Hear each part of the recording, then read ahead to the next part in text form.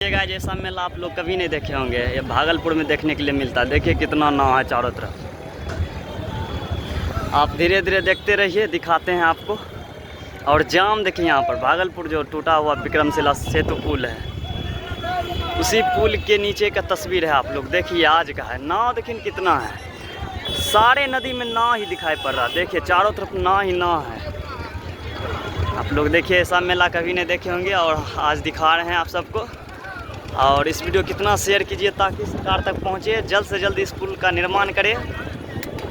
आप लोग देख ही सकते हैं कितना पब्लिक दिक्कत में है, आने जाने में बहुत दिक्कत होता है पब्लिक को।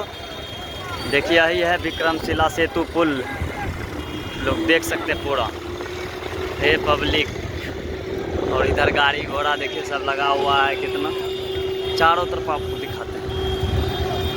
देख सकते हैं चारों तरफ पब्लिक ही पब्लिक पूरा दिक्कत में है। और धूप भी बहुत करता है तो आने जाने में पब्लिक को बहुत दिक्कत होता है। देखिए ऐसा मेला आप लोग कभी नहीं देखेंगे तो आज हम दिखा भी रहे हैं। और इधर भी देख सकते हैं नाव कितना है, पब्लिक लोग कितना है। तो इस वीडियो का आप लोग बहुत शेयर कीजिए।